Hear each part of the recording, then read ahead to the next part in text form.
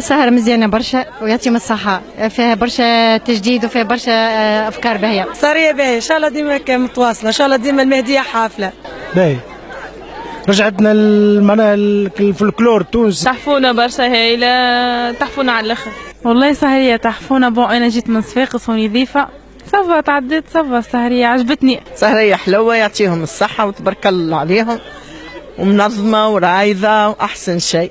هي باهية يعطيهم الصحة، عجبتنا وباهية وجو باهي. والله عجبتني ومعناها تحسها فيها معناها بدلوا بين التراث نتاع الجنوب نتاع الساحل وكل شيء. والله سهرية تحفونا ياسر، اني اول مرة نجي سهرية معناها عندها علاقة بالتراث التونسي، وانا عجبتني ياسر ولي دانسور ولي دانسوز عجبوني على الاخر. باهي عجبتني الكلام بوزيتيف الكل، عجبوني اللي يغنيوا اللي يعملوا الدانس كل شيء كل شيء.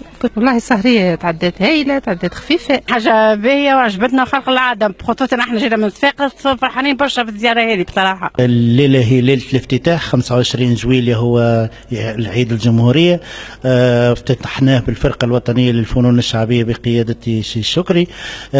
عرض متميز، فرحنا برشا. الجمهور المهدية جاي واكب المهرجان، وهذا مش غريب على جمهور المهدية.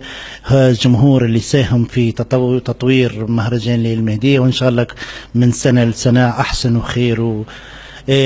نحب نشكر بالمناسبة هذه الكل من عاوننا من بعيد ومن قريب في نجاح الفعاليات.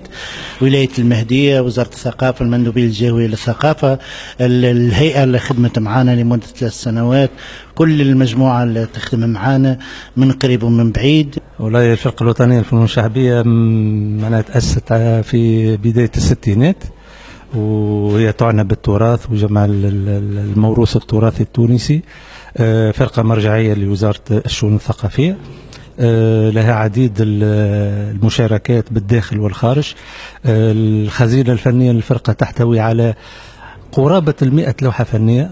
بالنسبة لسهرية اليوم شخصيا أبهرت بالحضور الجماهيري وبذوق الجمهور المهداوي للفن التراثي التونسي وللفن الأصيل بصفة عامة.